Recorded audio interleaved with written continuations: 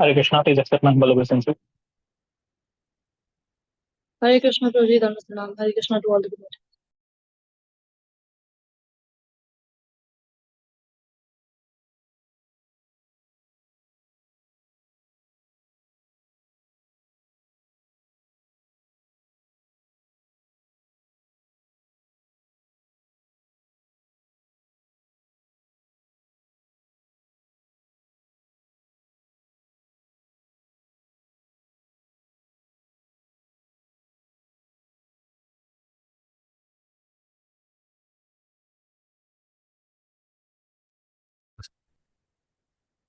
Hare Krishna.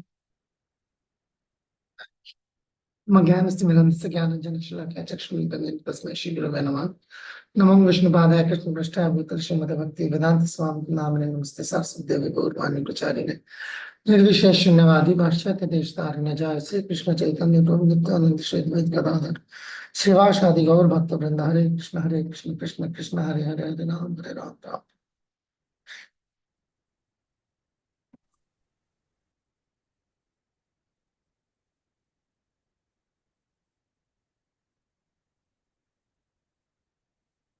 Hare Krishna. So, welcome. और आज it's the third week we are in, and we are halfway through. Not quite halfway, but like yeah, we have got some catching up to do. Let's continue from where we left, and we will try. Certainly, we will try to finish Karma Yoga, and then try to move on to Jnana Yoga. Okay. So, okay. Just in case, does anybody have any pressing question already? Otherwise, we are like, yeah, we are good to go. Just in case anybody has any pressing question, otherwise we are ready to move.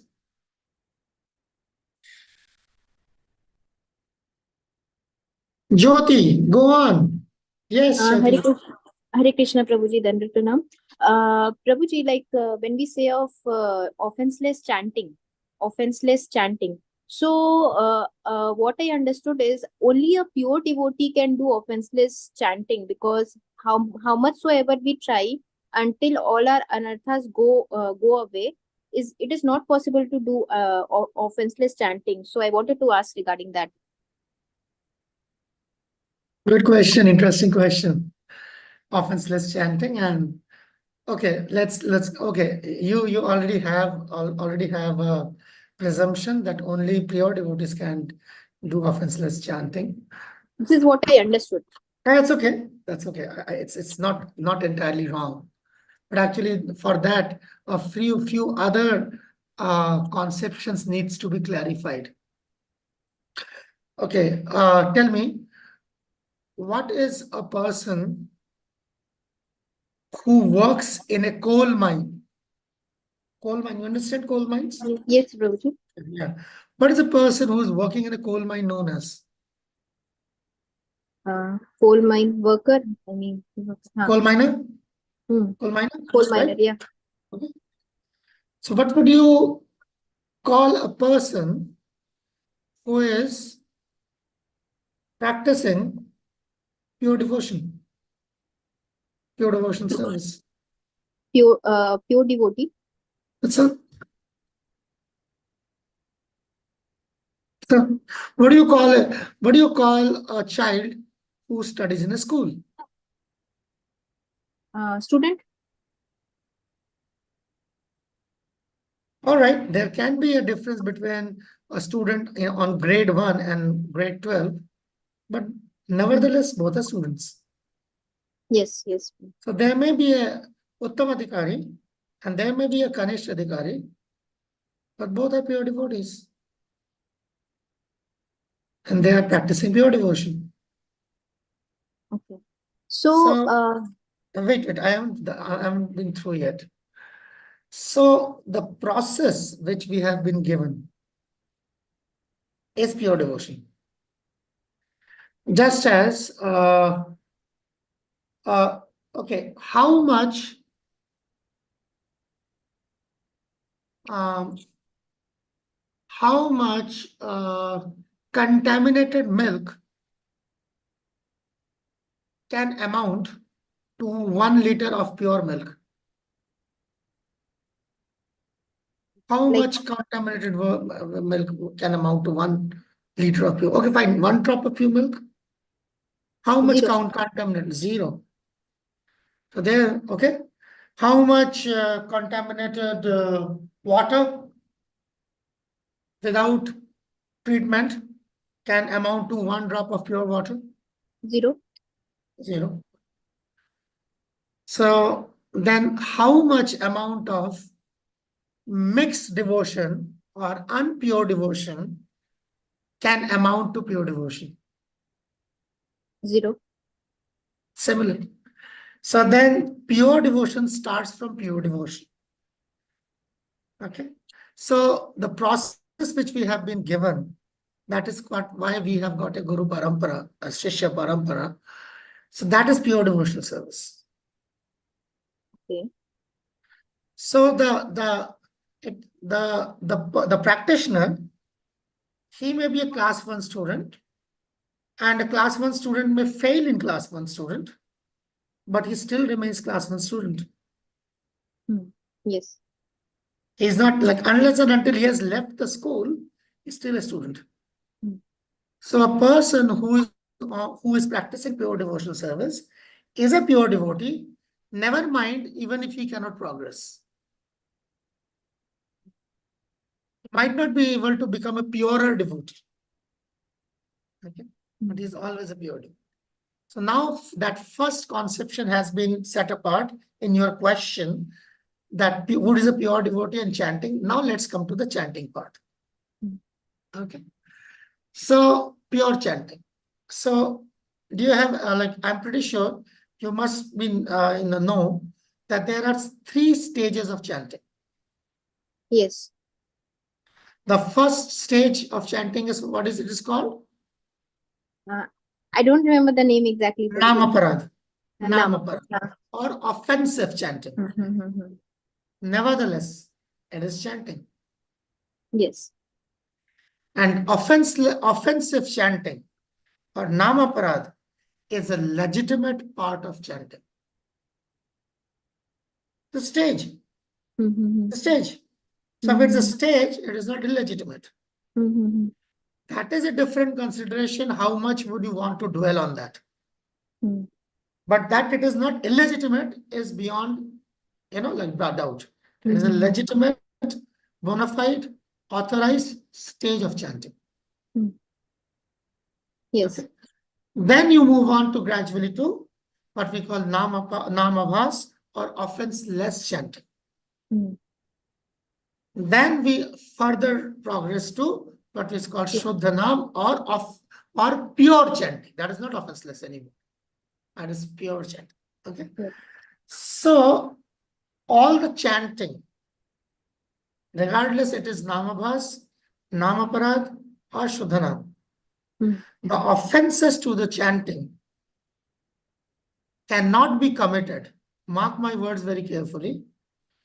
The offenses towards chanting cannot be committed while you are chanting. It is impossible.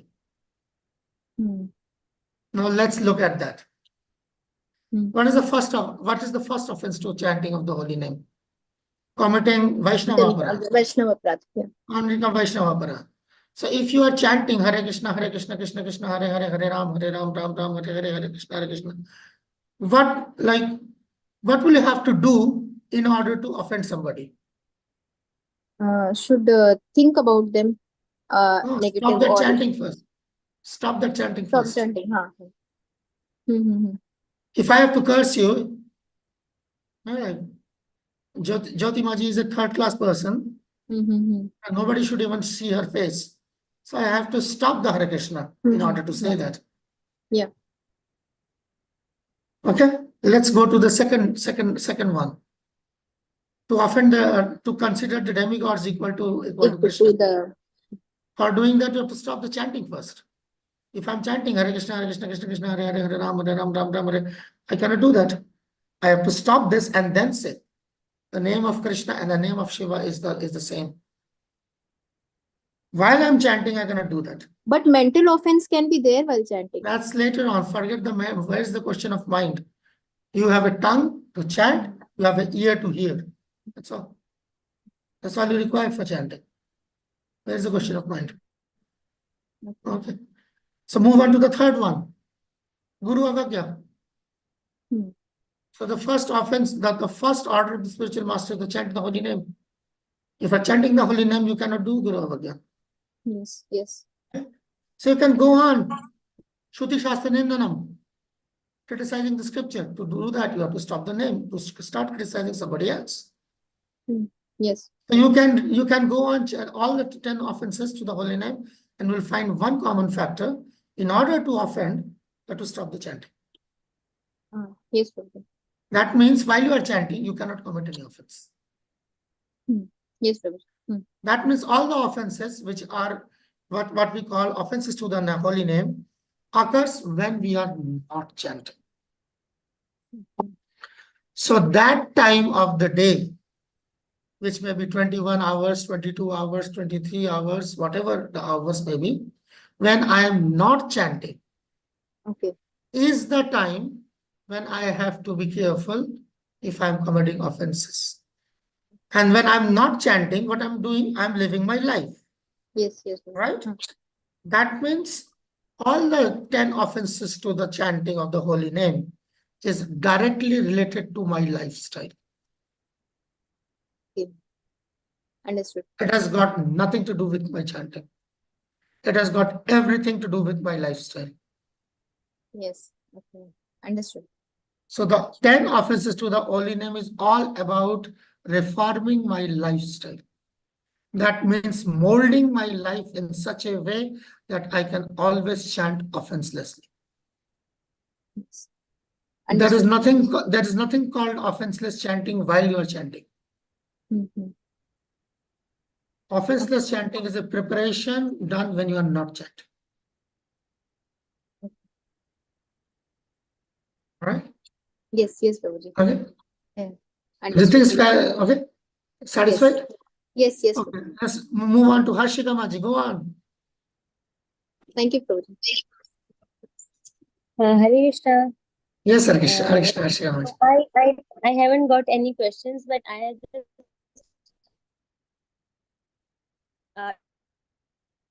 just Your I want voice the is session cracking. end the session. If it's on Your voice Mondays, is I have cracking. to go to Your the voice is cracking. Your voice is actually I'm cracking. saying it's my humble request. It's my humble request. Hare Krishna Prabhuji, Mataji is saying that she is making a Chef request that we can take questions after the session. I cannot agree to that. For a simple reason. Are you a teacher? Harshika Maji, have you taught anybody at any time in the world? No, Have you been a actually teacher? on Mondays I have to go to Narsimha temple. That's why. No, that's okay. You can go to Narasimha temple. That's If good. it's possible, That's good. And you can always hear if the it's and you can always hear the question and possible. answers, and you can always hear the recording. But let me tell you something, you need to know that. And your question Yes, shows that you don't if have it's any experience possible. with teaching. You are not listening to me. Listen to me. Please listen to me. Okay, I okay. urge you, I implore you, I beg you, listen to me. If you are stuck somewhere, when you are learning a concept, if you are stuck somewhere, and if I don't answer your question and I go ahead, what happens? The class moves ahead, you remain stuck there. Because your question is not answered, you cannot concentrate on what is going to come. So if you see when you do, what is the difference between in a classroom or even in a tuition? The students ask questions. A successful tutor is a one who will answer the questions of the student, otherwise he's not going to score well. So that you cannot ask that to come. You can only say that let a concept finish, and after a particular concept is finished, questions can be asked and you can move to the next stage. But you cannot ask everybody to stay till the last to wait for that question because Yes. you're getting my point. So that's a teaching. Yes. That's a teaching methodology, and Yes. I will strongly Yes. recommend and urge you. In fact, I invite you, Kashika Maji, on this platform. I invite you. If we get a chance to come to Pakistan and have teachers training course, you are staying in Karachi, please come to Hyderabad to take that course. Okay, please do come. Thank you. We invite you for that, Kashika Maji. It's a special offer. All right, let's move ahead.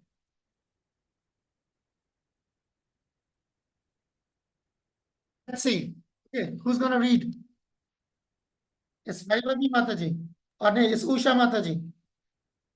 Usha Mataji, go on. Okay. From text 25. Yeah, yes, you see? You can see it. Yeah. As the ignorant perform their duties with attachment to results, the learned may similarly act, but without attachment for the sake of leading people on the right path. So this was the part of the previous verses which we are continuing, that what will happen if because people follow great people, and if they don't perform their duty, then nobody else is going to do that. Okay? Now it's saying, as the ignorant does that, but the leading people, they should do it without attachment. Same thing one is doing with attachment and without attachment. So when somebody is doing something with attachment and somebody is doing without attachment, apparently it's very difficult to say. Apparently. You have to really observe the person for a while before you can conclude whether somebody is attached or is not attached. So before somebody might ask that question, that how will we know? Observe him for some time, considerable time. Don't immediately jump to a conclusion. You can know. Now there's a very important verse coming your way. The next one. Very, very important verse. Na buddhi vedam janayat ajanam karma sanginam joshayat sarva karmani vedvan yukta samacharam. Read this one. So as not to disturb the minds of ignorant men attached to the fruitive results of prescribed duties, a learned person should not induce them to stop work. Rather, by working in the spirit of devotion, he should engage them in all sorts of activities for the gradual development of Krishna consciousness. See? So, do not disrupt the minds of ignorant men. You may know that is ignorant, but do not disrupt him from fruitative prescribed duties, not sinful activities, fruitative. Okay. If somebody is a killer, certainly if you have some sort of relationship with him, you can ask him, maybe killing is not a good business. That's a different thing. But this is fruitative, karma kanda. So don't try to immediately stop people from doing karma kanda. But the first step of the karma kanda is to encourage him to work in the spirit of devotion. That means ask him from karma kanda to try to bring him to karma yoga. Not bhakti straight away. Because that's what it's saying. Gradual development of Krishna consciousness. Not immediate. So from karma kanda, it's easy to bring him to the platform of karma yoga, rather than straight away asking him to jump for bhakti yoga. It's a little difficult. Of course, powerful preachers can do that. They can do that. But in general, this is rather easy to say, rather than you work and take all the credit for yourself, offer something to Krishna. So that offering is part of karma yoga. Karma yoga means one of the definitions, or one of the, I should say, aspects one of the characteristics, yeah, this is the correct word. One of the characteristics of karma yoga is when you offer the result of the work to Krishna. Whereas bhakti yoga means doing what Krishna wants. You see, categorical difference between karma yoga and bhakti yoga. Bhakti yoga means doing what Krishna wants. Whereas karma yoga means offering the result of your karma to Krishna. And that karma is a prescribed duty, as you see it here. Karma doesn't mean smuggling. Okay. They said, oh, what is my business? My business is smuggling. So I do karma yoga, I smuggle, and then I have made Krishna my partner in the business. No. You haven't made Krishna partner in your business. You are trying to make Krishna partner in your crime. Okay. So that's not how you do karma yoga. Karma yoga means honest work and giving the result to Krishna.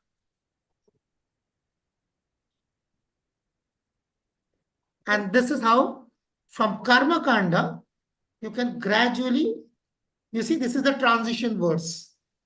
This is the verse of transition from karma kanda to karma yoga. Good.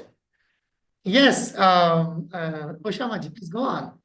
The spirit soul, bewildered by the influence of false ego, thinks himself the doer of activities that are actually carried out by the three modes of material nature.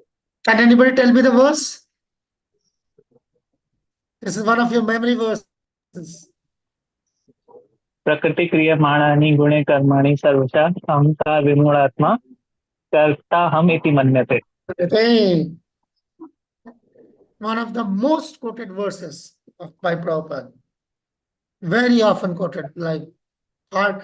And for every 2 lectures, you can find this course, this quote. Prakriti kriyamanani guni karmani sarvasha ahankara vimratma karta ham iti manyate. So this is a very deep verse, actually. You're just scratching the surface, but actually it's a very deep verse. The spirit soul, bewildered by the influence of falsehood, thinks himself the doer. He is actually not the doer. He is the secondary doer.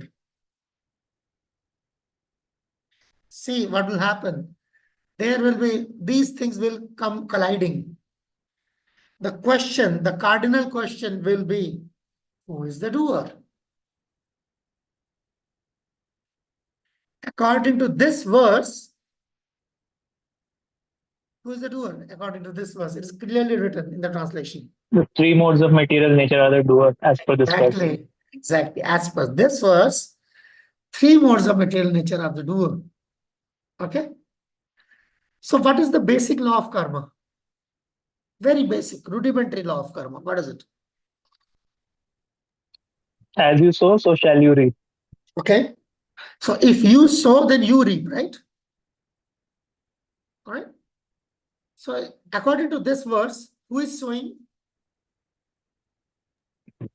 The 3 modes of material nature. Yes. Then why am I reaping?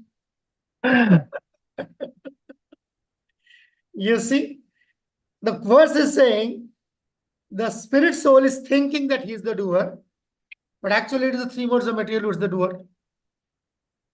If that is the case, then 3 modes of material nature should suffer the karma. Why am I suffering the karma? So this is one of those things, because Krishna is opening it. Gradually when we see it, so then hold on to this conception, and gradually we will see where I am the doer, where Krishna is the doer, and where material nature is the doer. There are different levels of doers. So in the ultimate analysis that will come in the 18th chapter, you will get that answer. And actually, I am the doer. And when I want to do things, and what is my doing? What is the deed? What is the deed? The deed is only one thing, my desire. So, free will. As soon as I will something, the material nature comes into action by the order of Krishna to help me do that. So Krishna will sanction whatever I want to do. Whether it is legitimate or illegitimate, that is secondary. That comes later. Whatever I want to do, Krishna will sanction. Okay, he won't come in my way.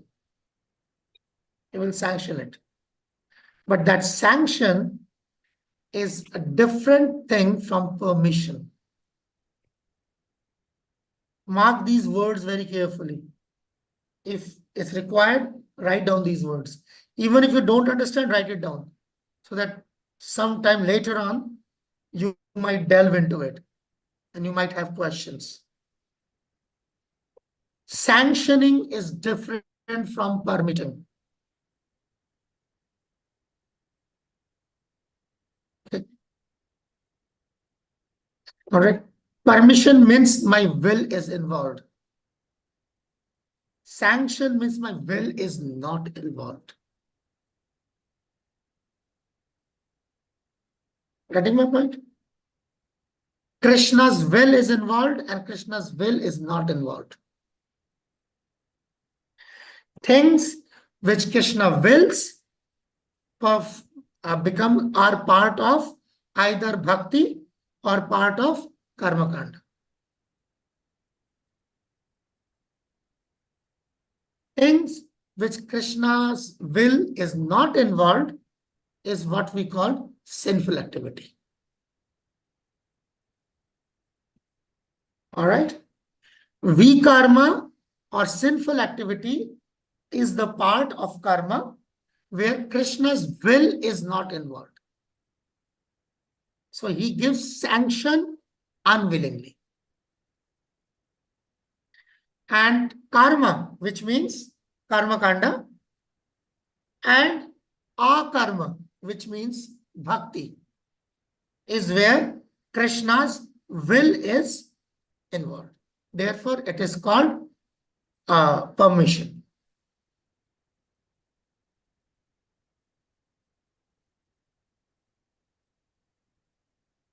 Sinking? Are you feeling me? Okay. So this is gradually this is how it works. So where Krishna's will is, whether it is involved or not involved, either he gives permission or he gives sanction. Three modes of material nature comes into action.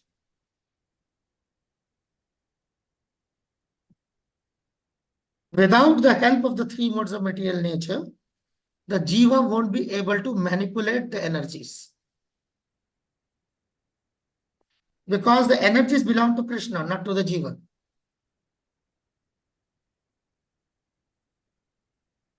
So without Krishna's sanction, the energies won't work. But the energies are working because the jiva desired like that. And because the jiva desired like that, he is thinking, oh, I desired and this is happening, no, I am the doer. Getting my point? This is how it's working. Because the jiva is desiring the free will, and then when he sees things happening, he thinks, I am doing it. And if it doesn't happen, then he starts blaming Krishna. I wanted to do this, Krishna didn't do it for me. He didn't allow it. So when a particular thing is not happening, it is not happening because the jiva does not have enough karmic balance to execute it. Just like I may want to buy, I can see Akriti is having a big library. So say, for example, I want to purchase those books. It's just like I can see in Akriti's library. I want to purchase those books. But if I don't have the money, then I can purchase them. So if I don't have enough balance of karma with me, I might desire something, but it might not get fulfilled.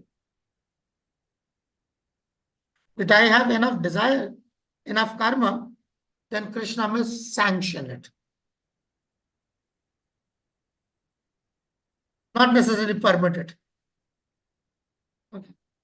Depending on what kind of desire I have, either he will sanction or he will permit. But if it doesn't happen, it's only when I don't have sufficient balance of karma.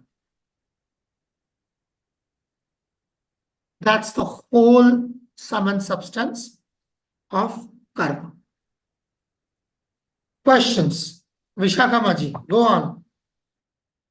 Hare Krishna Prabhuji, you said that akarma is bhakti. Karma is Is bhakti, yes. Yes.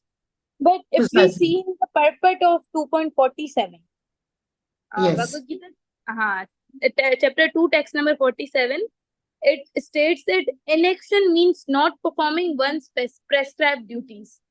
Akarma is something that not doing the duties. That word akarma is used differently in different places. Akarmani.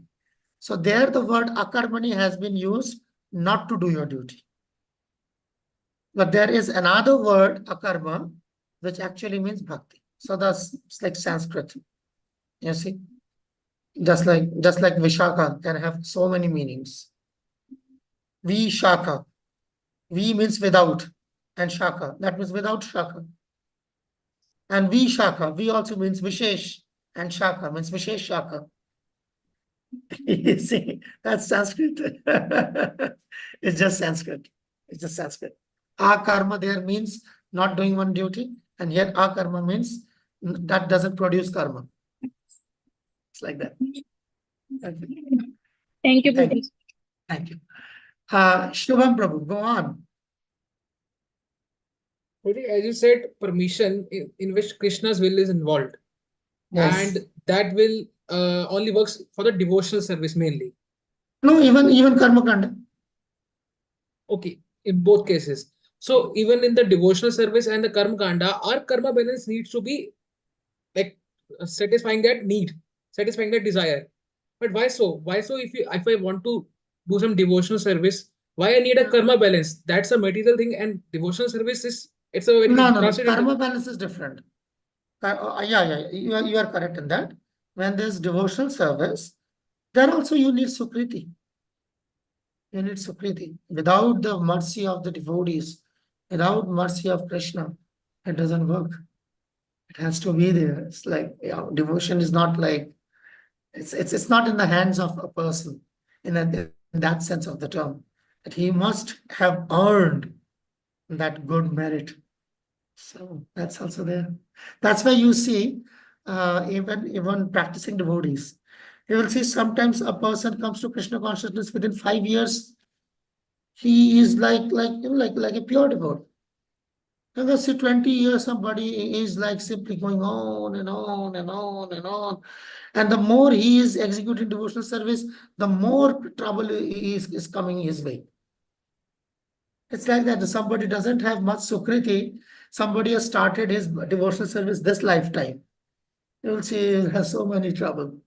There's some devotees, they have started their devotional service in past lives. They have got credit in past lives. You can see that they have got the devotion credit from past life. Their devotional service is much more smoother. You see this like small kids, morning devotee families. Sometimes you see like small devotees, they are like so nicely devotionally oriented. And you see their neighbors and their kids practically rogues.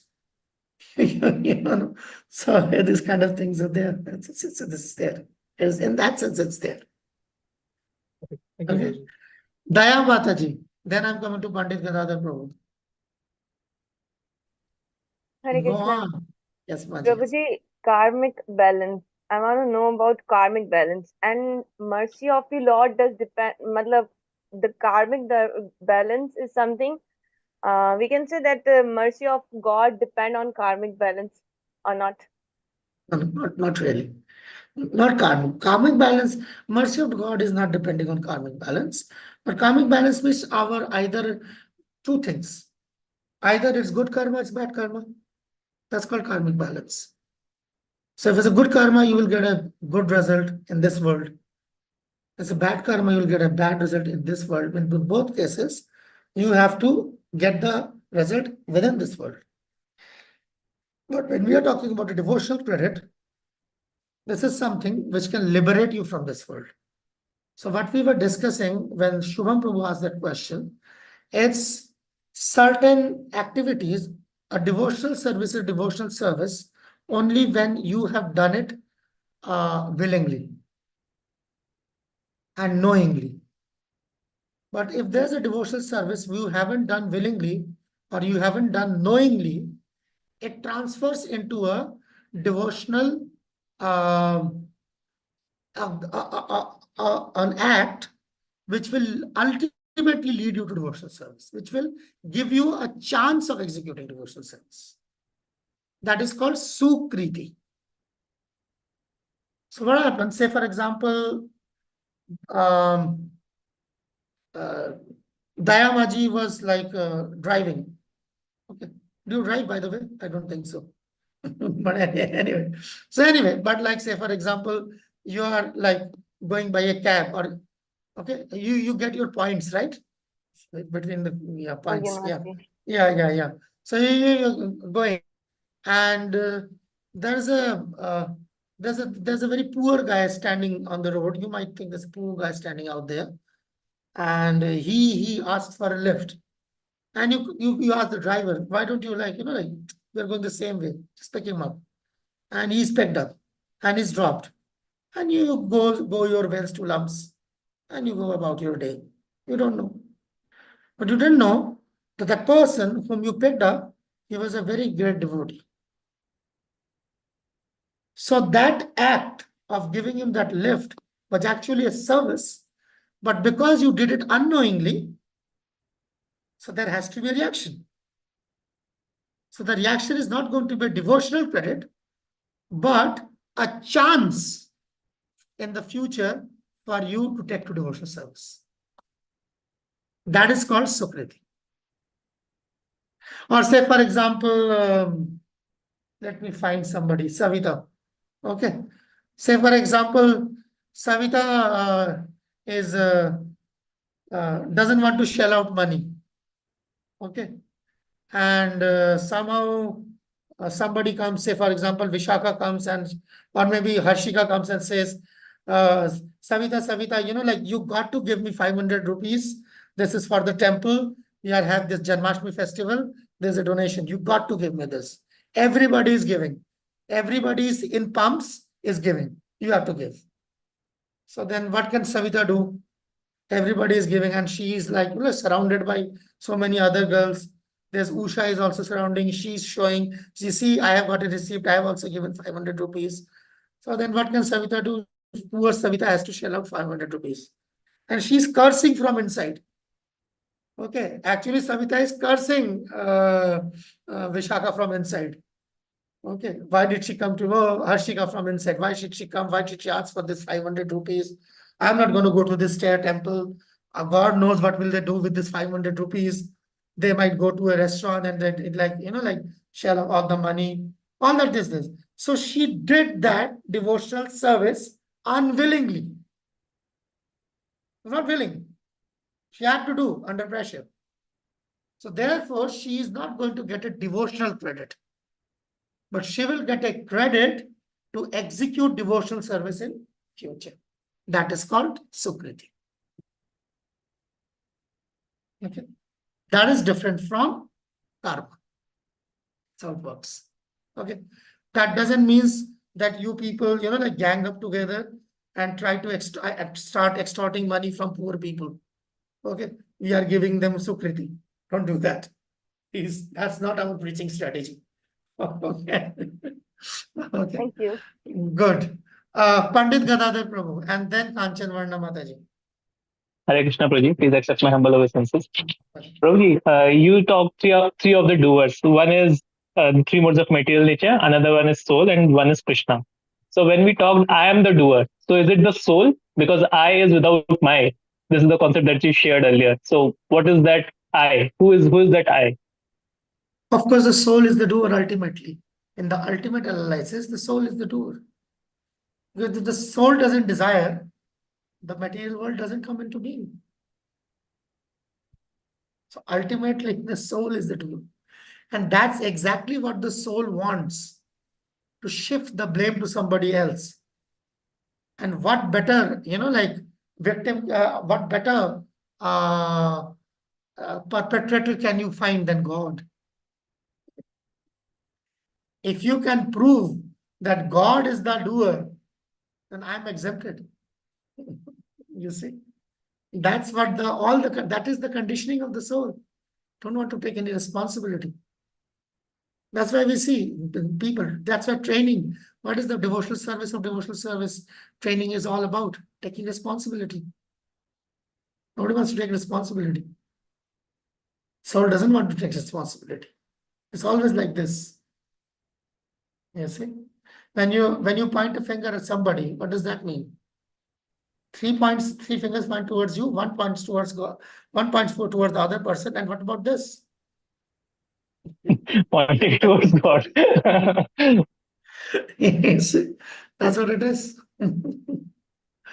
Okay, so yeah. So So Prabhuji, ultimately, soul is. Go on. no, sorry, please continue. That's okay. I Okay. was So Prabhuji, in continuation to same, when we say that the soul, right? So it is part and parcel of the supreme soul. So when we talk that soul do not want to take responsibility, so in the similar lenses, the super soul do not want to take any of the responsibility. Yeah, he doesn't have any responsibility. That's what Krishna says that. That's exactly what he said. 3 or 4 verses again, I have before. The last time we did that, you see? He said, I don't Hmm. have any responsibility, but still I have to do. But I'm doing Yeah. it for the sake of others. Yes. That's what it is. Okay. Krishna means no responsibility. Krishna means absolutely no responsibility. Responsibility means demigod. You see? Krishna has only one thing, pastime. That's all. No responsibility whatsoever. Okay. All right. Kanchan Varna Gaurangi Maji. Welcome. Hi, Krishna Prabhuji. Yes, Maji, go on. Actually, I just wanted to check upon one thing. Uh, Here in this verse that it comes that 3 modes of material nature are the doer in this verse, but we saw that actually how it is. So I just wanted to check. It is like the soul. We person, a soul desires for something, and if the Supreme Lord sanctions it, then the material nature, the 3 modes of material nature, allows the soul to act in that particular way. So that is why it is written in the verse that the 3 modes of material nature are doing, so soul itself cannot do anything.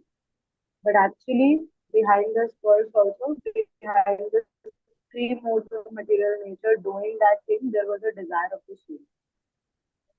Why would the stream mode of our natural nature start acting if there's no impetus to act?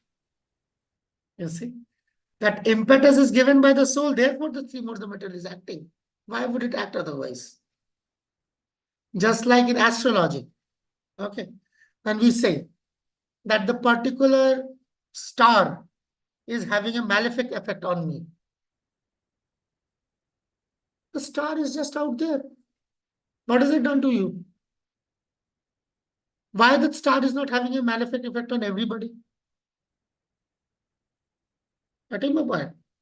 The star doesn't have any vendetta. The star is just the carrier of the karma. It's not that the star, I have got a personal score to settle with that star. You see? So the star is part of the 3 modes. That's how it works. Okay, the only last question, Tulsi Mataji, because I need to move. Hare Krishna, Prabhuji. Okay, Nishtamaji, don't be disappointed. We will take your questions too. Go on. Okay. So Prabhuji, I have a question from your example. Like you gave example of a smuggler. Okay, he's trying to make Krishna and his partner in crime. Okay, so I'm just asking if a one person who is a pure practicing devotee. Okay, he is just selling alcohols, drug in a club. Okay, and he does not have any attachment with that money or earn money or salary with what we can say.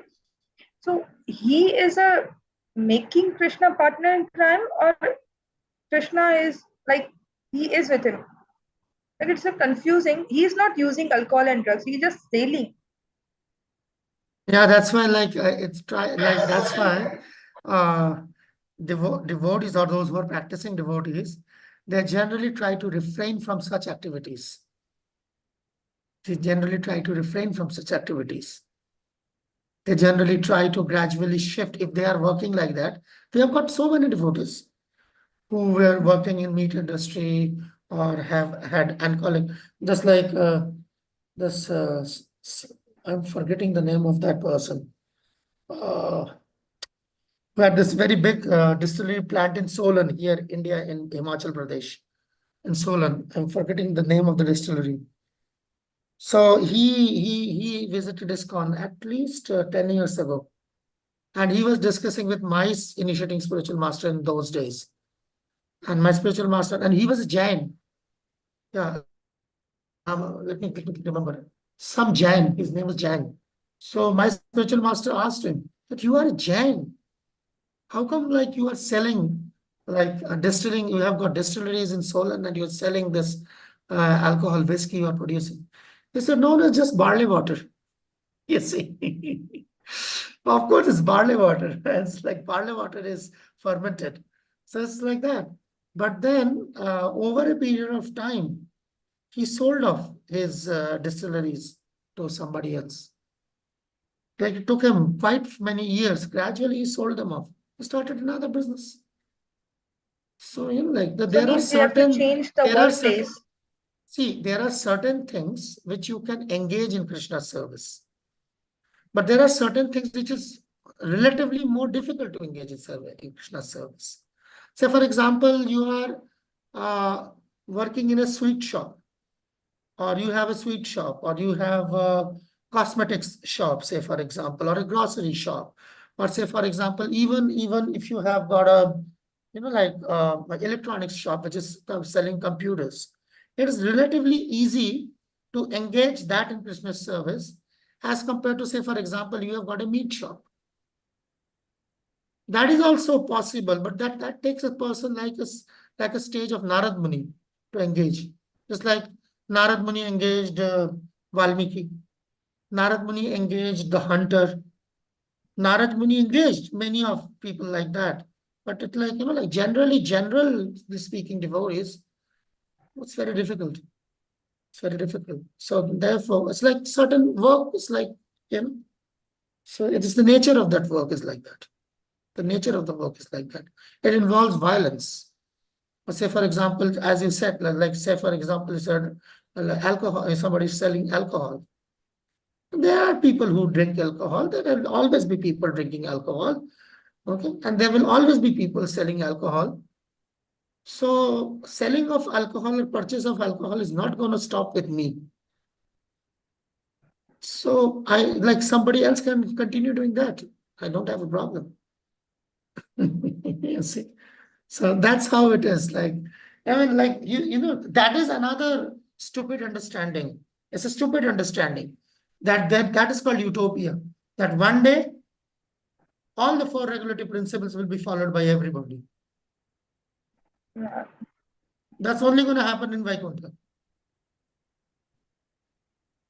That's not going to happen in this world. That's why, in the meantime, we try to make our life perfect and be taken by Krishna. That's all. While these things will always be there, is always be there, will always be there. That's why sometimes we see like when devotees they come to when they leave their bad habits behind, struggling devotees, you see, struggling devotees, sadhakas. Sometimes they develop kind of adverse, how should I put it? It's not detachment, it's aversion. They develop an aversion for those things. It's like you have a friend who, like, both of your friends from childhood, both of you used to go to this biryani shop, or going to this kebab shop, used to eat kebab. And then you came to Krishna consciousness, you left kebab. And now the divorce, and your friend is now there. And he's eating kebab. And now, is that all these things? Why? It's just because of the aversion. You see? There's a saying in Urdu. There's a saying in Urdu. Naya naya mulla, zada Allah Allah karta hai. You see? So that is actually the struggle of that neophyte. It takes time before he can regain his balance and understand that I am executing devotional service, not him.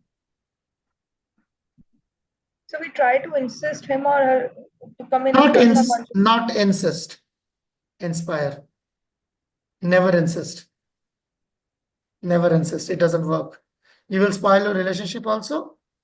And whatever we are wanting to achieve, that will also not be happening. Don't insist. Inspire.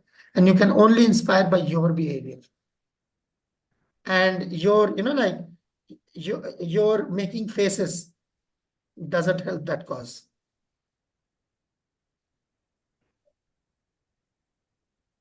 That's how it is. Okay, Nishtha Mataji, go on. Satisfied, Tulsi Maji?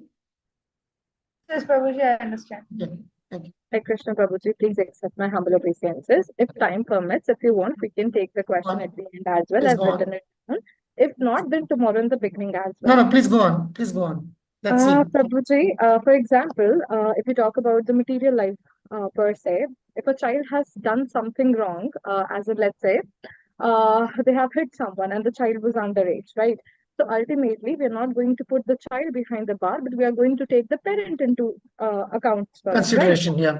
Right. Now, the example that you have stated, that ultimately soul is the doer because the soul has made the desire to do something, and accordingly, on the basis of the resources, good deeds, the material nature came into existence. But for that also, Krishna was the one who has given the permission or sanctioned that particular thing. So now when we are, it's idiotic question, but again. It's not idiotic question. I know where you are getting at. Please go ahead. Right. So when we are holding the parent accountable over here, then how come the soul is getting accountable at the end of the day when I have got things sanctioned and permitted? Because as a good child, I went to the right source. Yes. Good. Now, the point here is there is a difference between the child, underage child, and the soul, because the soul means Sat, Chet, Ananda. So there is nothing lacking in the soul. He is eternal. He has knowledge. And he is also made of bliss. So the construction of the soul is not incomplete because he is a part and parcel of God, as Krishna is saying. Mamai vansho jiva loke jiva buddha sanatana. He is my part and parcel.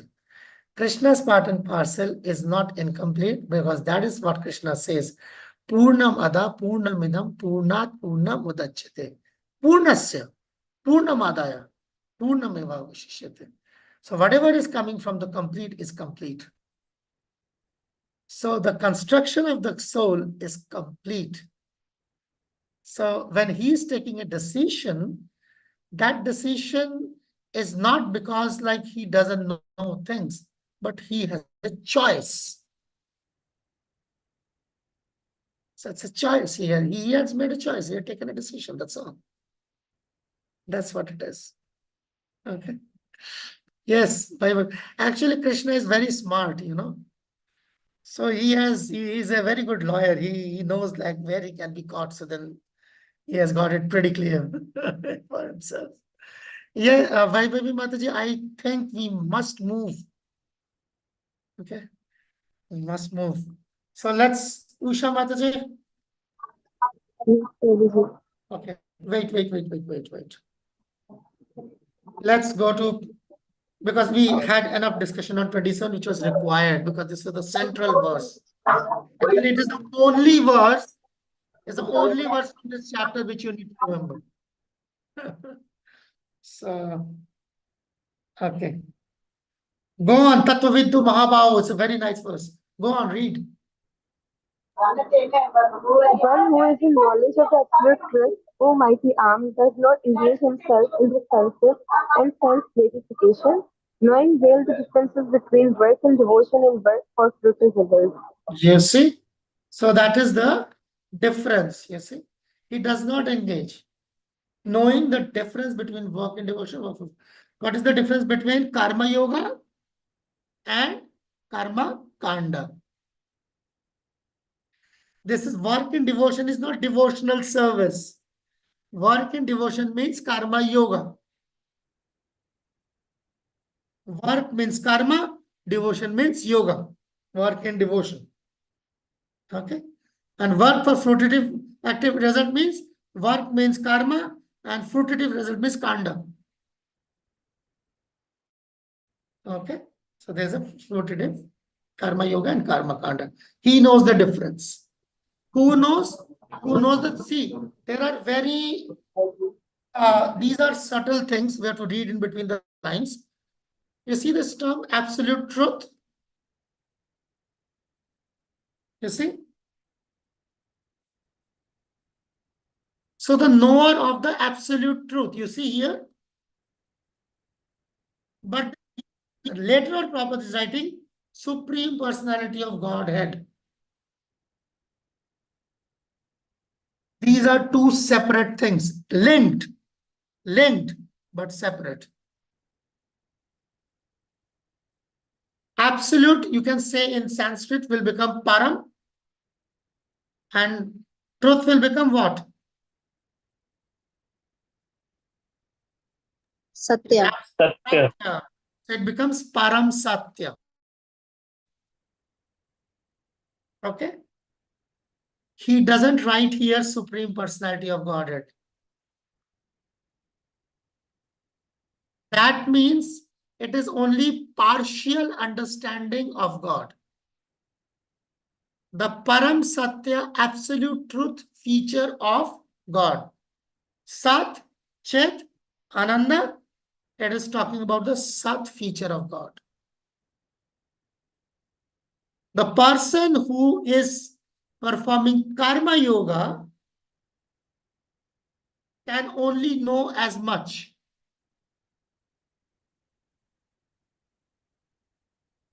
The performer of Karma Yoga won't have a clear conception about Supreme Personality of Godhead Krishna. Okay? He knows there is something called Param Satya, absolute truth. But he doesn't know that he is Krishna, a person. Okay? These are the subtle differences. That's why these terms are used separately. It's not that Prabhupada is bored with using Supreme Personality, this hackneyed term. Let's use a synonym. These are not synonyms. These are particular features of the Supreme Lord. Okay. Good. You see, Tattvavid. You see, according to Srimad Bhagavatam, who is called Tattvavid? Who knows the three features? Absolute truth in three features, you see. That means the absolute truth has got three features.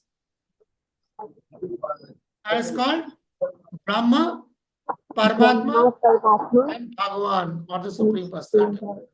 See? You see? So therefore, there are subtle differences. Go on, Usha Maji.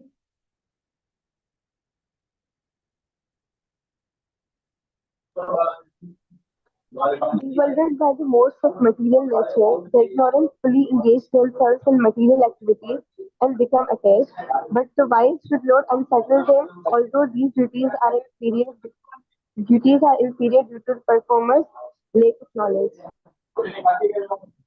See, so now it's just talking about the person who is not even doing karma kanda. That is inferior.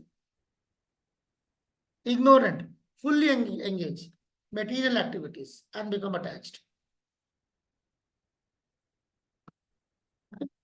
So if you do not know this ignorant, then you become fully attached. You see, but the wise should not unsettle them, although these are inferior due to the performer's lack of knowledge. Because at least who is doing some duty.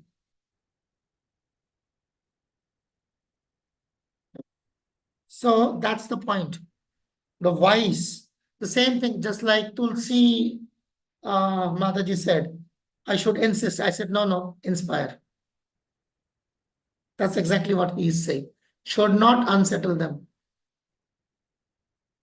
Should not unsettle them. Okay. So gradually, it will happen gradually. You see, that's why it's called manda, lazy. It doesn't know. Okay.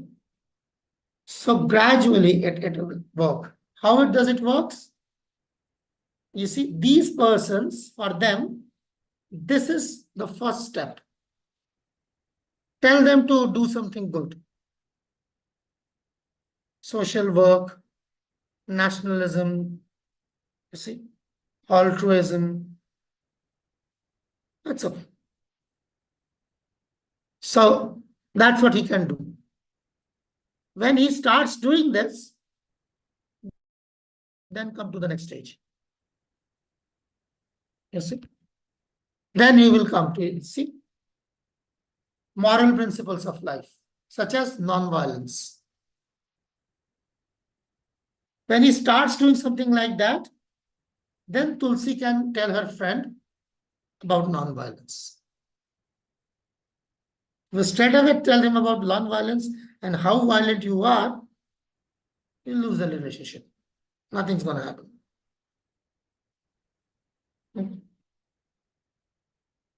All right. Mai sarvani karmani sannyasa adhyatma chetasa. Yeah, that is nice. Go on. Usha.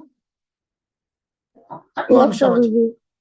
Prabhuji. Therefore, O Arjuna, surrendering all your works unto me with full knowledge of me, without desires for profit, with no claims to proprietorship, and free from lethargy pie. Yes. So now, therefore, Krishna is telling Arjuna, surrender all your work. That means all your karma to me. You see? Now, Krishna says, Sarva dharma parityaja, Maam ekam sharanam raja. Here Krishna is saying, Sarva karma samarpayami. It's not exactly like that in the Sanskrit, but the idea is that. Mai sarvani karmani. You see? Krishnastu karma samarpanam. All karmas, you see, all sort of activities, karma, surrender unto me. Surrender that karma to me. So you can also surrender not just the result of the karma, but the karma itself. Okay. That is called karma sannyas. Okay. This term is called, this is a specific section of karma yoga called karma sannyas. The karma sannyas does not mean taking sannyas from karma. No. Karma sannyas means surrendering the karma itself to Krishna. How do we surrender the karma to Krishna? Now, practically. Say, for example, I have to surrender this mobile phone to Krishna. Can I do that?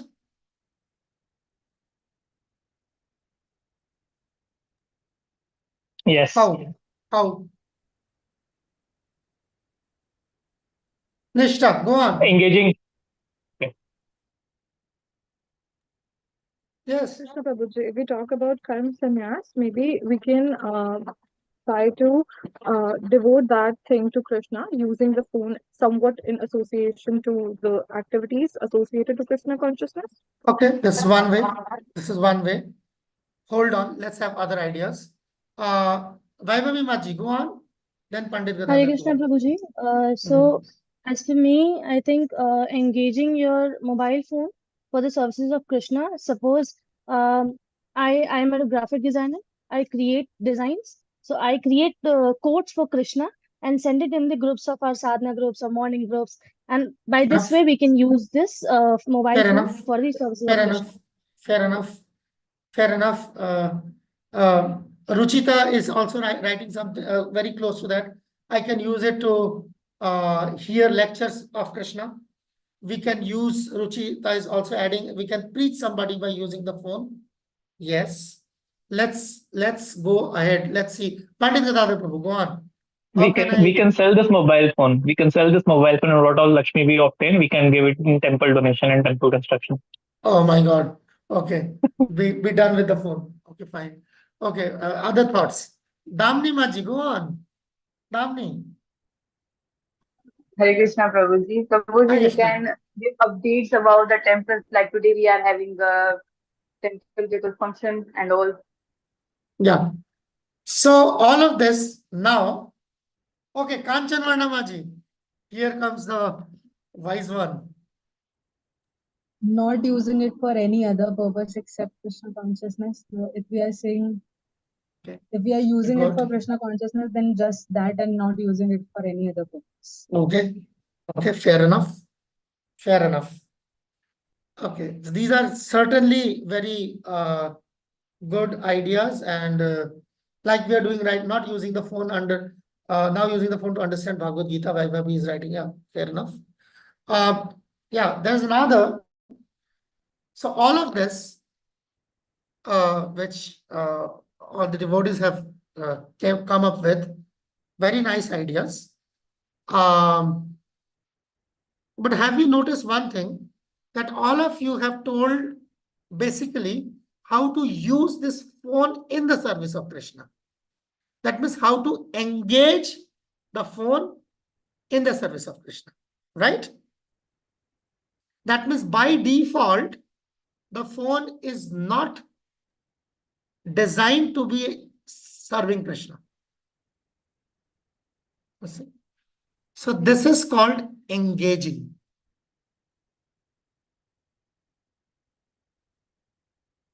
This is called engaging something in Krishna's service. And this is another thing which is called directly serving Krishna.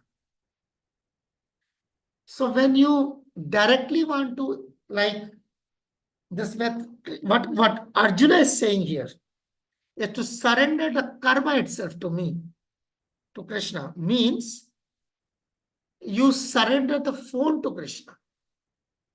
That means that is a mental activity. Everything else can follow. Getting my point?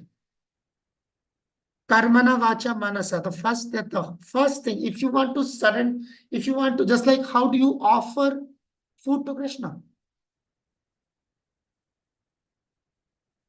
For food, that might be a simpler one. You might think that, okay, fine, I offer a tulsi over the food, the bhoga, and offer it to Krishna. Becomes prasad, right? Similarly, the phone, when the phone comes, that goes to the altar first. Krishna, this is the phone I have bought for you.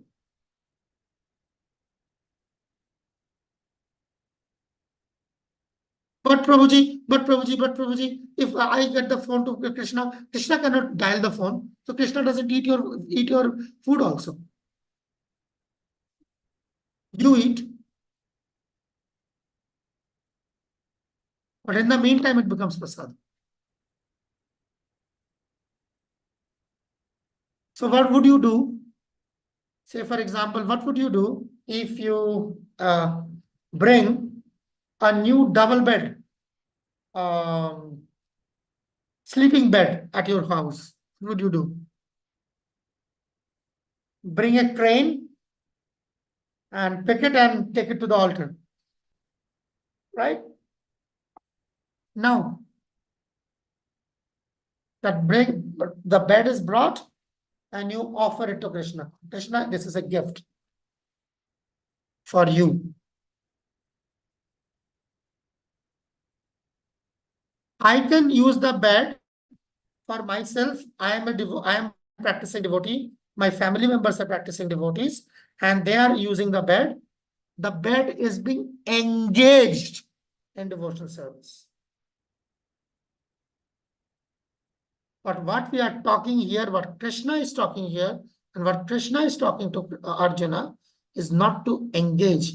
That he already told. That was karma yoga. Karma sannyas means you offer the very karma to Krishna. Getting my point?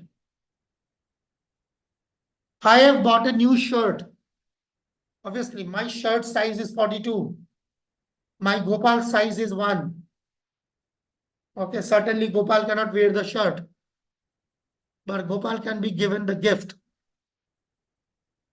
Krishna, I bought a gift for you. It's a shirt. Then after the shirt has been offered to Krishna, then you wear it. And that's exactly what Bhaktivinoda Thakur used to do. Okay. Whatever.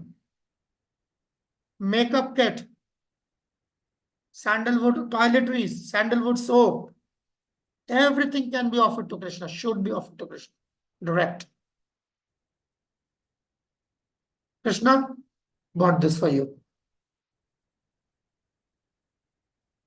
I bought a new house. That is for you. Yes, the house is for you and you go inside that cupboard now. Okay. So you have to understand that thing. Okay, that's how it works. Vishaka, go on. Hare Krishna Prabhuji, I got the answer in your examples. Okay. Pandit Gadadhar Prabhu, go on. Hare Krishna Prabhuji. Prabhuji, in the previous classes, we have mentioned that when the Bhakti Yoga is 100% of Karma Yoga is Bhakti Yoga. So is this Karma Sannyas something related to that?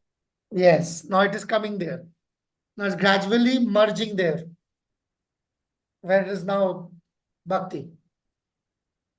You see? Thank you. Yes. Thank you very much. All right. Usha Maji, go on. Those Or are you persons tired? who Okay, go on. no, I can. Those persons who execute their duties according to my instructions and who follow this teaching faithfully without envy become free from the bondage of total actions. So this is the core without envy. We will see now, we will discuss, Krishna will discuss at length why it is like, like when it is like envy. You see, when it's like envy, it is very difficult to manage those things. And it's like all this lust, anger is coming basically from that envy thing. So it's subtle, and it is actually it doesn't go away till the very last. But that doesn't mean we should not fight. We should try to fight as much as we can. The basic idea is just like Krishna Prabhupada is giving this example, you see. It's like the cashier may count millions of dollars for the employee, but he cannot claim even $1 for himself. Similarly, if one, when it realizes that it belongs to Krishna, then it must go back to Krishna. That's karma sannyas. That's the basic idea. So this without envy thing. Okay, I think we can still go on. Go on. You see? But those who out of envy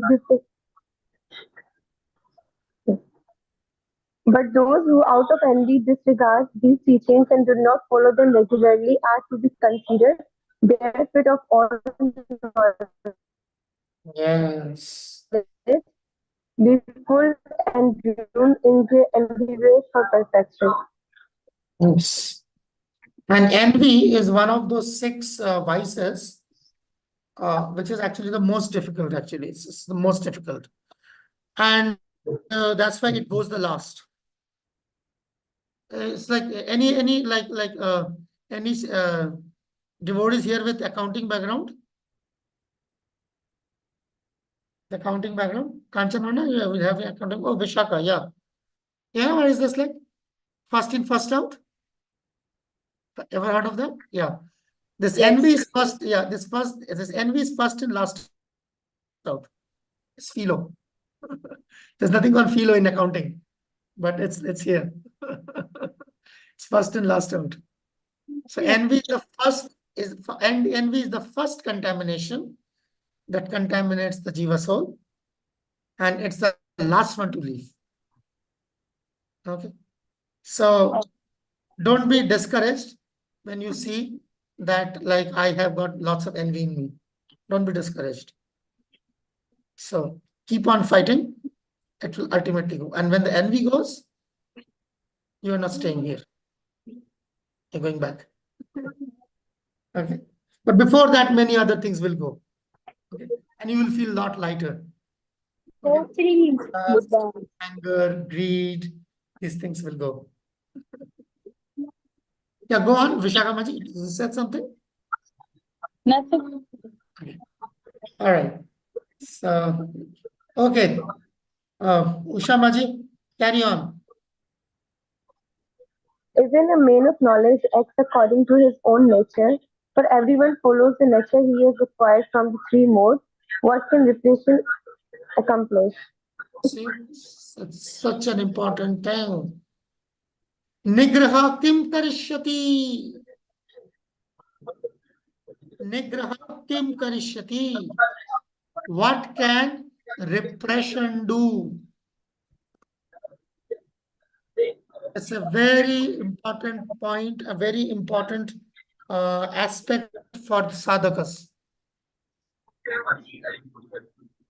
Not to repress, but to engage the nature, one's nature. To try to repress your nature, it's not going to work. It's going to come back. It's just like boomerang.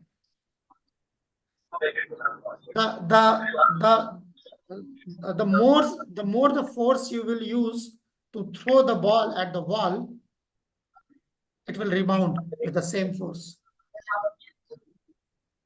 Therefore, Bhakti Yoga does not encourage repression.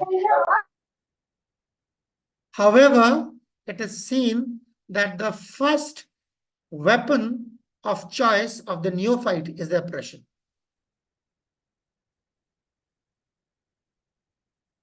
Repression is the first weapon of choice of the neophyte.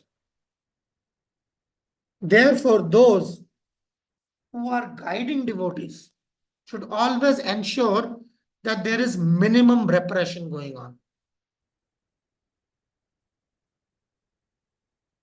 For our own life also as a sadhaka. So that's why we need that kind of environment, that kind of association where we don't need to repress ourselves, but to express ourselves. You see? So that's why that is also, so that's why it's very, that's one of the factors which must be taken into account when we are choosing or selecting our association. If I have chosen an association where I always have to repress myself, it's not a good association. An association where I can express myself freely is the best association for me. Okay. All right.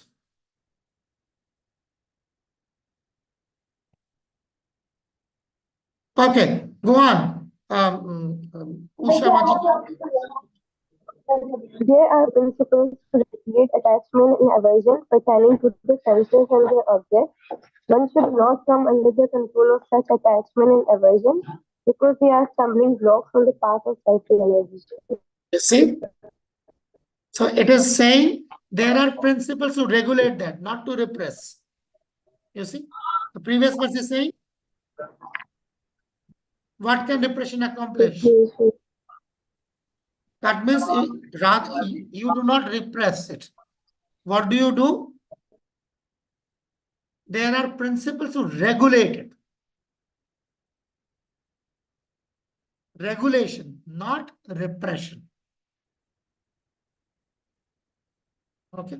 It is to regulate one's attachment and regulate one's aversion.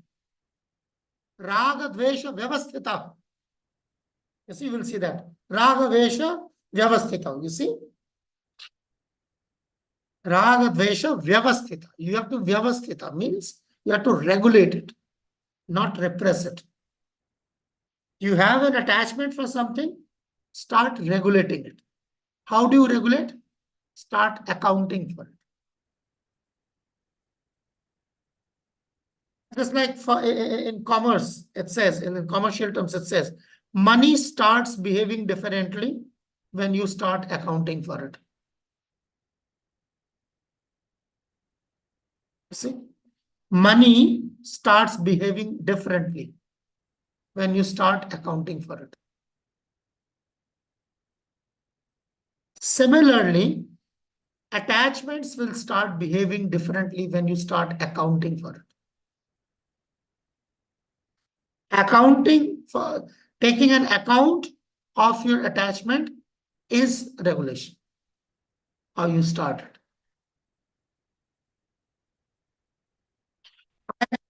Attachment for some kind of food. Start taking an account. It will automatically get regulated. And what is that regulation? That automatic regulation is what you are capable of at this point in time. Say, for example, you eat 10 rasgullas a day. Okay. And now, after hearing this, you have started accounting for it. What will happen? You will eat 10 rasgullas a day. What nonsense? I was eating 10 rasgullas a day. Yes. But you won't eat the 11th now. Why are you thinking about the 9 rasgullas? It can be 11 rasgullas also. The first thing is to stabilize.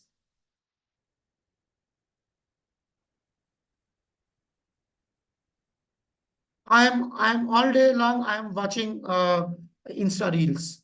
All day long. Okay, fine. Start accounting for it. How many Insta Reels a day? 150. 150. Okay. Now you know, first of all, that's 150. 150 Insta Reels takes only 3 hours. But nonsense. But it's 150. I'll try to be there on 150 for 1 month. Then, because you are chanting, you are taking prasadam, this devotional service is going on. It's working somewhere behind your mind. If I need to increase my sadhana, I only have got 24 hours. Okay. 140 reels. 10 reels goes to 1 page of Bhagavad Gita. If somebody tells you to do that, why is he interfering in my life? It's my life. Why is he trying to control me? No. Did Krishna said here that you need somebody to control you? Here in these verses, today ever found anybody that like you say you need somebody to control? No. Krishna is telling us, teaching us how to control ourselves. And that is called taking responsibility. You want to go back home, back to Godhead? You want to enjoy prema? You want to serve Krishna? You want to be liberated? Who will work? You would work for it. That's all. Okay? That's it. One should not control of that because the stumbling blocks are part of self-realization. That's what self-realization. It is not proxy realization. Someone is going to realize on your behalf. It's not a proxy realization. Go on, Usha Mataji. It is far better to On. discharge Shayan the Swadharmo Viguna. I'm sorry. Shayan Swadharma. It's like like these verses are like kind of intoxicating. Shayan Swadharma Viguna. Paro Dharma Swanushitat. Swadharme Nidhanam Shaya. Paro Dharma Bhayavaha. It's like, go on. Yes, Ushamaji, read the translation. It is far better to discharge one's prescribed duties, even though faulty, than another's duties perfectly. Destruction in the course of performing one's own duty is better than engaging in another's duties, for to follow another's path is dangerous. So this is what it is. Prescribed duty. You, even if you are not perfect in your prescribed duty, do it regardless. But do not try to take on another's prescribed duty.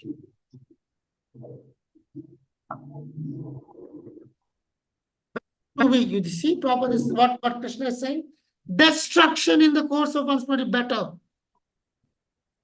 But why? Let's see why.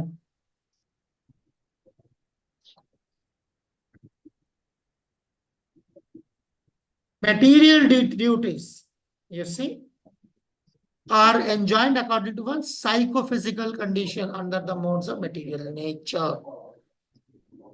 But spiritual duties are ordered by the spiritual master for transcendental service to Krishna. These are two different things. Duties on spiritual and material platform may be different, but the principle of following the authorized direction is always good for the performer.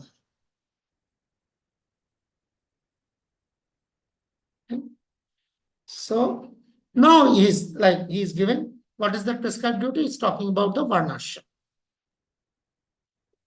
Prescribed duty is varnashram. The prescribed duty of a student is to study. Simple.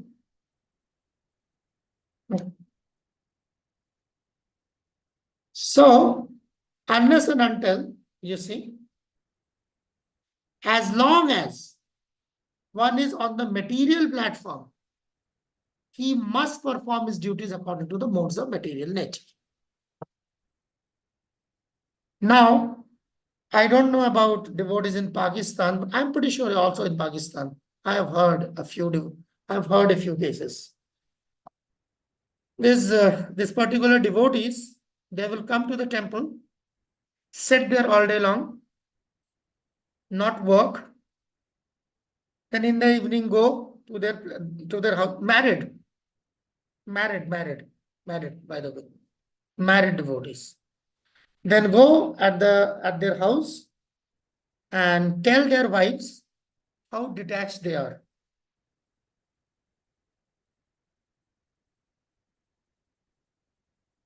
This happens in India also. They'll come to the temple, have the bead bag, chant, do some spiritual activities, quote and unquote, then go back to their house and then lecture their family members. That is detachment.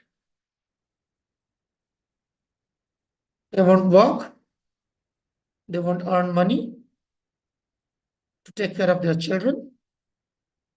Sometimes the wives will have to, like the wives might be working only enough to maintain, get some, like, so that they don't have to, like beg in front of their husbands so that they can maintain themselves. They are just working enough. But now the wife will have to work enough to also take care of the children. The husband won't work, but he will come every day and he will lecture about detachment. What is Krishna consciousness? This is exactly a telltale sign of this one. It's exactly what it is. It's a classic case. As long as one is on the material platform, must perform his duties.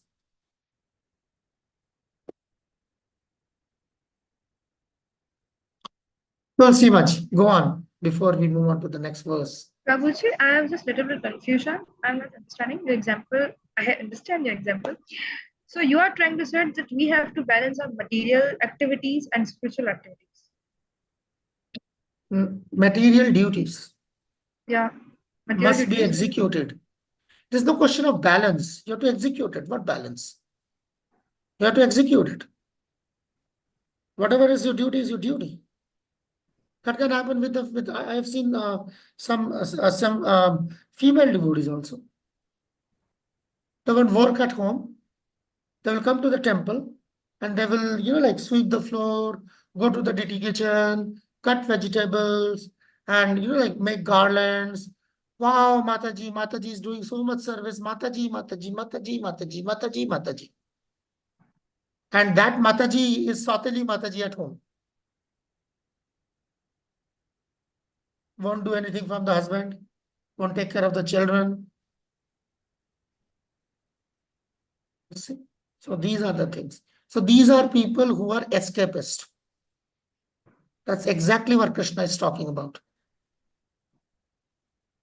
Devotee, you cannot become a devotee for an escapist. It's not possible because material duties are inferior in nature. How can a person who cannot even pass 5th grade exam can expect to pass like an MBBS? Simple. Devika, go on. Hare Krishna, Prabhuji. Yes, I have a question. The example that you told previously about the gulab jamun, 10 gulab jamun and the 150 Instagram reels. How can we use example when it comes to ruling and activity? I lost your voice. How can we can utilize How can it? we use that when it comes to the relationship? Relationship also. Say, for example, like that's what you see, like you're spending idle time and gradually you spend quality time. It's the idle time which spoils relationships. Because when you are spending idle time in a relationship, that's where the prajalpa starts. And when the prajalpa starts, everybody gets to know each other's bad qualities. Say, for example, a boy is dating a girl. Okay. So they just got into a relationship. The boy just got into a relationship with the girl, vice versa. Just like it's only been a week. What happens? Now the boy is going to call 1 a.m., 2 a.m. The girl is also messaging, calling 1 a.m., 2 a.m. Okay. And they're like 5 hours a day, 6 hours a day. They are talking. And you cannot get enough of it. So what are they talking about? They are talking after they have enough, after they have expressed enough that how much I love you, how much you love me. Then what happens? Then the real thing starts. Yes. Then starts. You know, my father is like this. My mother is like that. My relative is like this. My friends are like that. My college students or college teacher is like that. My office colleague is like that. My neighbor is like that. This is what I like to eat. This is I do not like to eat. This is where I like to go. This is where I like to spend, or this is where I save, and all of that. So what you are doing, you are telling that I'm becoming transparent. I'm becoming transparent. I'm becoming transparent. You know what's happening? You're not becoming transparent. You're simply telling how weak you are, how vulnerable you are. He is also telling you. It's not a one-sided story. It's like both-sided. He is also telling you that how much, like, I cannot control my anger. I have got a hot temper, or I am this, I am that, telling each other everything about themselves, And then what happens? Then one day, there it will come ultimately, because the boy is not Krishna and the girl is not Radharani. So the only Krishna is ever new. Krishna means Nitya Navayaman. He is ever fresh.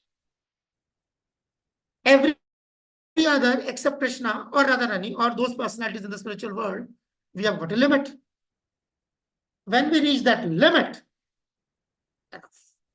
then it will start turning around. Why do you dress like this? Why always you have to eat this? Why can't you like call me at that time? Why can't you just hold your tongue? Why can't you do this? It's like things like this. Then it will start clashing.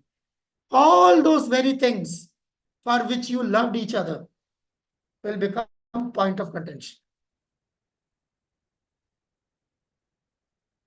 That's why it's like everything is like that. You have to regulate. If you want to enjoy in this world, the thumb rule is regulate.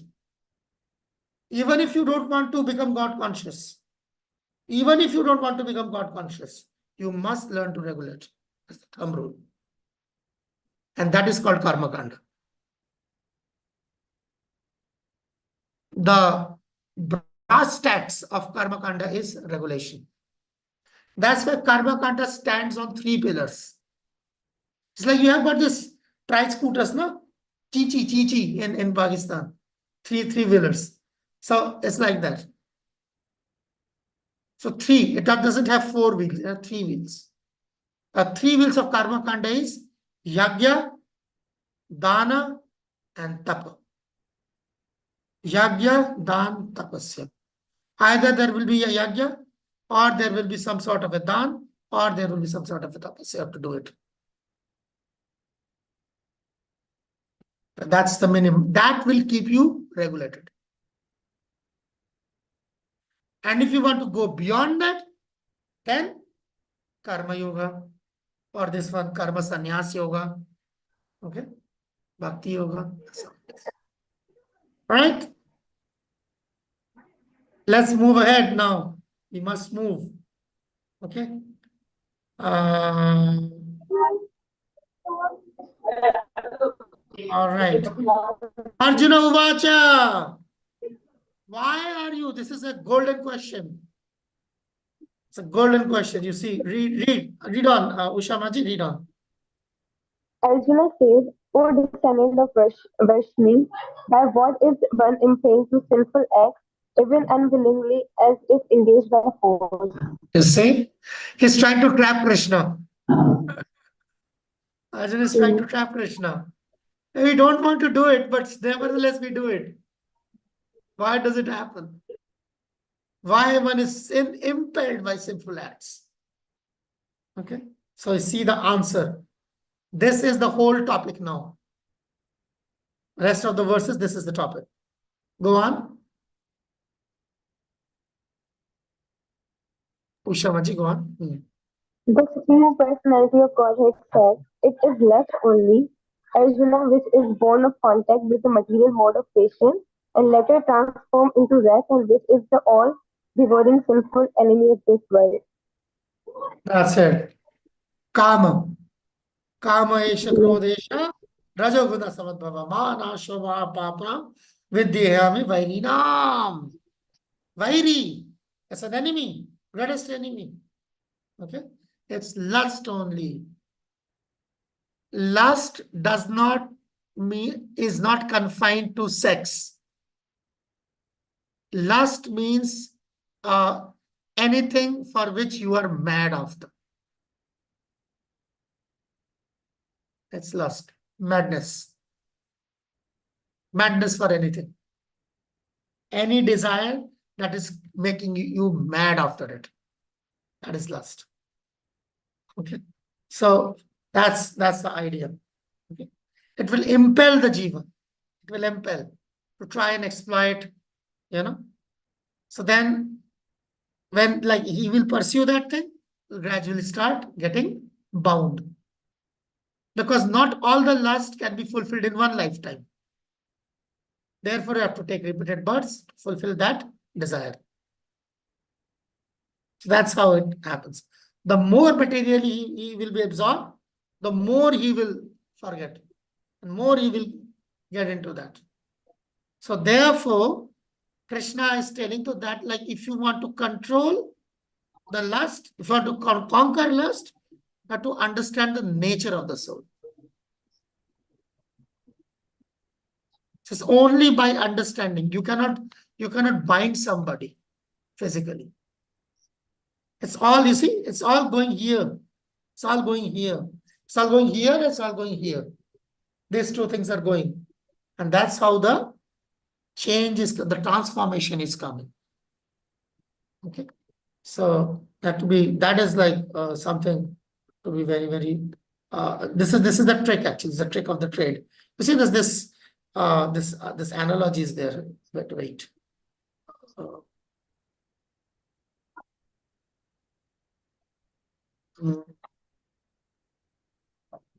Pandit Gadadhar Prabhu, go on. In the meantime, let me find that. Yes. So Prabhuji, it's been mentioned that which is born of contact with the material mode of passion. Yes. So is the mode of passion only brings lust, transforms our love into lust, or is it the mode of ignorance as well? And why not? It's been mentioned passion and ignorance both. Passion, basically passion. Passion. You know, there is another meaning of the term passion. Another meaning of the term passion means suffering. Have anybody of you have seen the movie The Passion of Christ? Maybe heard of that movie, Passion of Christ. No? Yeah. It's a very popular, very famous movie, The Passion of Christ. So The Passion of Christ, when it was released in India, everybody was flocking the theater. Oh, what was the Passion of Christ? They thought there's a love life of Jesus Christ. They couldn't understand the term passion doesn't mean passionate. Passion means suffering. The suffering of Christ. So passion actually means suffering. Passion is the start of suffering. In ignorance, you suffer, but you don't understand that you are suffering. You are so much engrossed that you cannot even understand that you are suffering.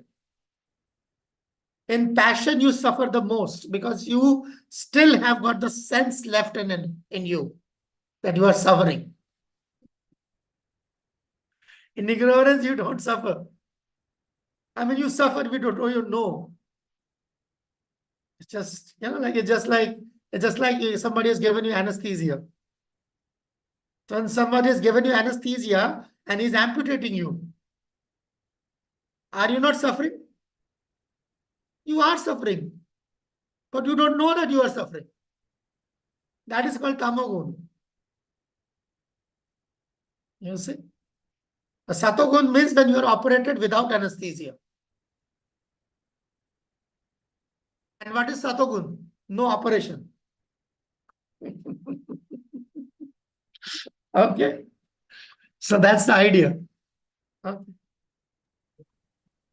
So here you see, just like Prabhupada is giving this analogy, you see, or in other words, the sense of love of God becomes transformed into lust. Just as milk in contact with sour tamarind is transformed into yogurt. That's exactly what happens to the jiva. The touch of passion, the touch of that suffering, transforms the love of God into lust. And what is that lust? Lust means for myself. Love was for God. So, like from inside out, it became outside in. Love of God means I love you. But this becomes everybody should love me. I am the Lord of all I serve. Therefore, everybody should love me, listen to me, take care of me. I am the poor victim. Okay, all of that. And much more, of course. Okay. Go on, Ushamaji. Yes.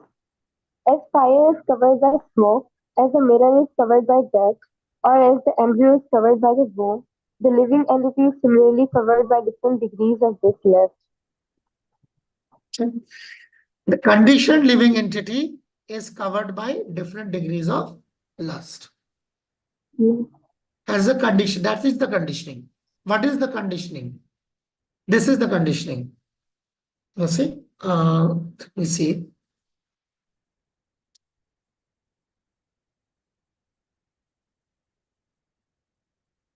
Tenedam. Is this a tenedam? Tenedam means the jiva. Okay.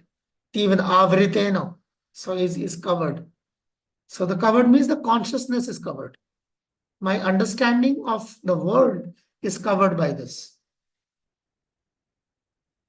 It starts with what's in it for me. What's in it for me?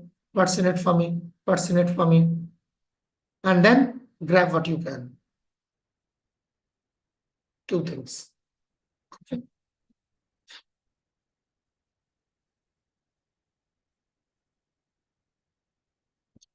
आवृतम ज्ञानमेतेन ज्ञानितो नित्य वैरिणाम काम रूपेण कौन्तेन दुष्पुरेण चलेन दुष्पुरेण अनलेन च. Wonderful verse. Please go on.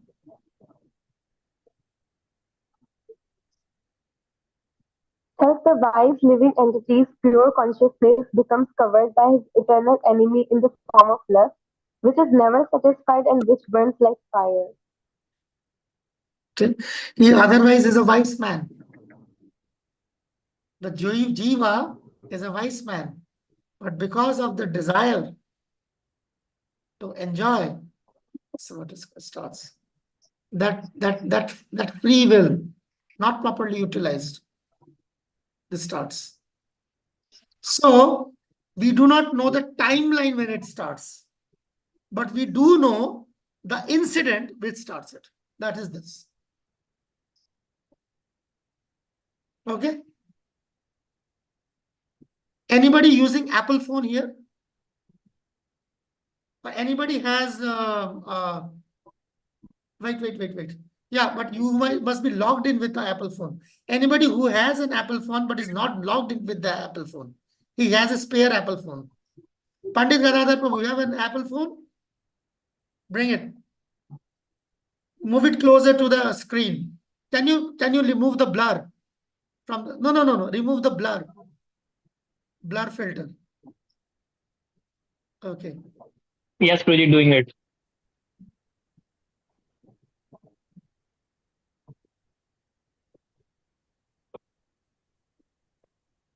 Yes, Prabhuji, done. Now bring the the logo. No, the logo. Yeah. Bring it closer. Yeah, that's it. Just stay there. Stay there. Familiar? Everybody familiar with this? Who's not familiar? Anybody is not familiar with this? This is the verse we are discussing. It's apple, but it is bitten off. Why? What is this apple now? iPhone. Any idea? What is this apple now? Logo. Of course, logo. But why the apple has been bitten? Shubham, go on. Try your luck. It's now a Jhootha apple. Not a Jhootha apple. The apple is a sacha apple. Nishta Maji, go on. Try your luck. It is the desire which is not satisfied, the fire Yes, the that forbidden apple. Exactly, the forbidden apple.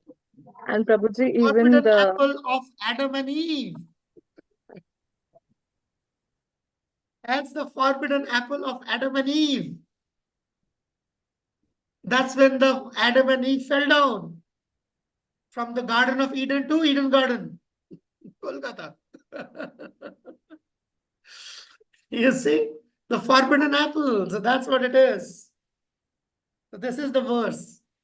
Whenever you read the verse, think about that thing. So that the desire, unfulfilled desire.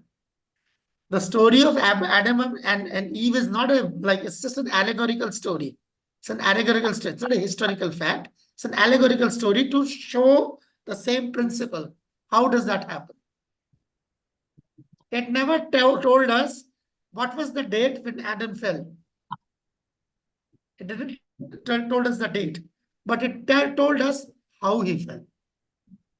That's where we do not know when the jiva had the desire. But we do know, what we do know is how the jiva had that desire. Okay, that is this verse. Okay. Good. Ushamaji, carry on. Indriyani manobuddhe. The senses, the mind. Yes. The senses, the mind, and the intelligence are the sitting places of this lust. Through them, lust covers the real knowledge of the living entity and bewilders him. Just imagine. If it is in the mind and in the intelligence, the lust is sitting, what would you do? Thankfully, it is not sitting over the ego. Therefore, we can still distinguish that. Had the lust been sitting over the false ego as well, we couldn't have never distinguished lust as lust. It is because it is sitting on the mind and the intelligence. So therefore, whenever it covers that real knowledge. But still, because the false ego has not been covered by lust, in contact with devotional service, it can give us that glimpse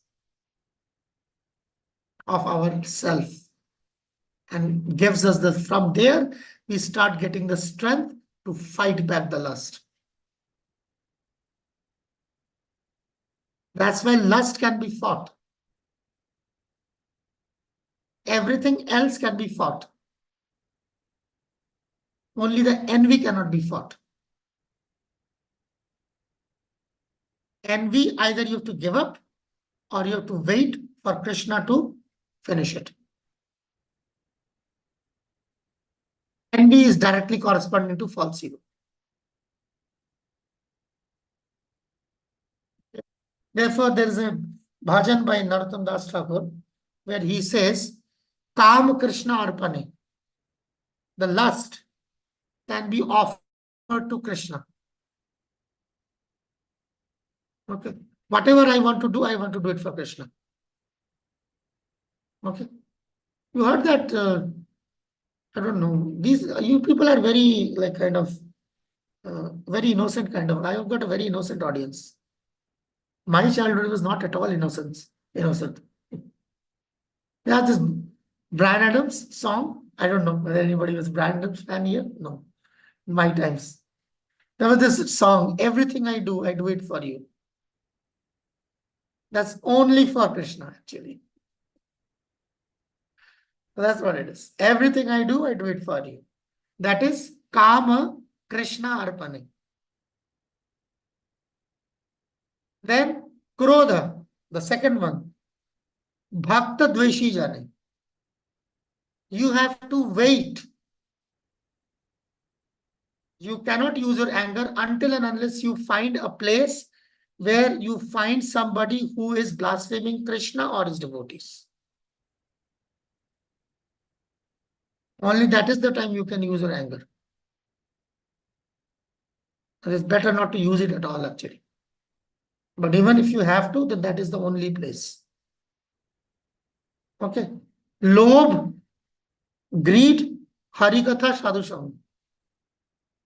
That greed has to be turned here. To get good association, to get Krishna Katha. Moha, Krishna Adarshani. If you cannot see Krishna, then you should have your moha at that side. Okay. Mada is also something. He said, yeah, Mad Krishna Nam Gane. You can use your craziness in Krishna's name, chanting Krishna's glories, everything there you can use it. But Narottam Das Thakur didn't say anything about envy. The only person who has ever in our entire parampara who has given any solution to envy is founder Acharya of ISKCON A.C. Bhaktivedanta Swami Prabhupada. Before that, none of the Acharyas gave that commentary. And he gave that commentary in 4th canto of Bhagavatam where he says, you can adjust the cause of your envy.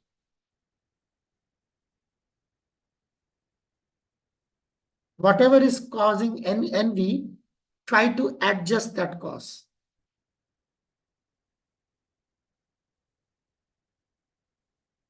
Envy cannot be given up, it can only be adjusted. Okay. Let's go on. Let's finish this chapter today. We must. Okay, 41. Go on. Usha Mataji. Therefore, O Arjuna, best of the Bharatas, in the very beginning curb this great symbol of sin, lest by regulating the senses and slay the destroyer of knowledge and self-realization. Yes, see? That's why regulation. Not repression. Not repression. Only regulation. Sadhana bhakti means a long fight of regulation. Don't try to repress anything. You try to repress it, it's going to come back and hit you even harder. Whatever problem you might have, regulate. Lust for anything, regulate. Anything, regulate. Okay. And the regulation is self-regulation. Indriyani paraniyahu. Why you can do that? Because of this. Indriyani paraniyahu vindriya paramana manatastu para buddhi buddhistastu para sa. Sa means you. Go on. Usha. Yes, Prabhuji. The working senses are superior to dull matter. Mind is higher than the senses. Intelligence is still higher than the mind, and the soul is even higher than intelligence. So this is the flow chart. You can control the senses by using the mind. You can control the mind by using the intelligence. You can control the intelligence by knowing yourself. Soul. That's how it works. If you want to control your mind, control your senses, control your mind.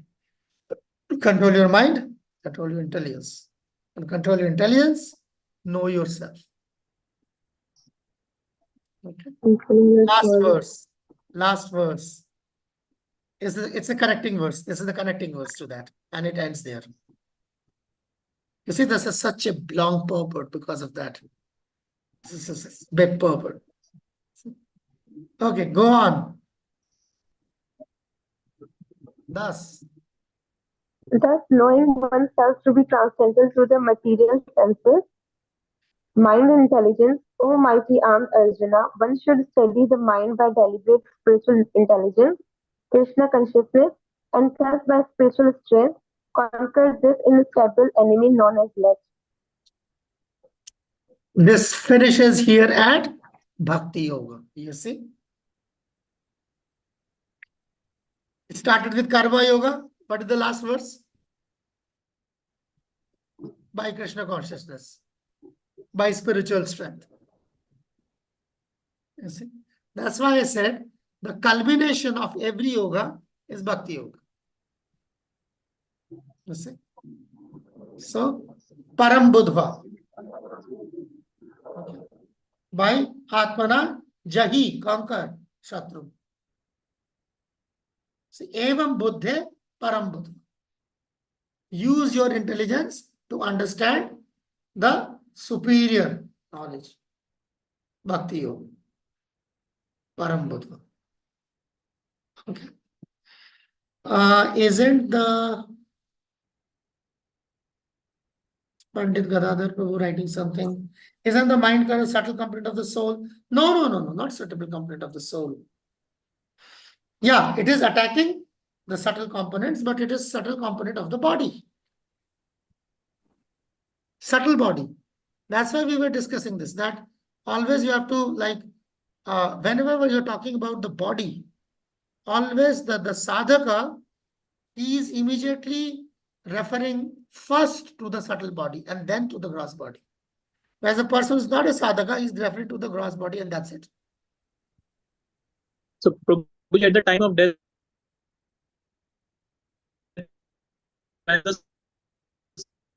Your voice is cracking, Prabhu. Transmigrates to another body. The three components also transmigrates, right? The mind intelligence. Yeah, it transmigrates, yeah.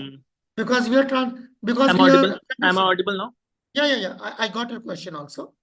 So the point is, that's the point. That's why there's transmigration. Otherwise, there won't be any transmigration. There will be liberation. The transmigration is happening because of the subtle body. The subtle body is the storehouse of the karma. What is that karma? The name of the karma is lust, anger, greed, okay, even pious activity. It's called karma. These are different forms of karma. All right, Shubham Prabhu. And then we will conclude. As you were talking about,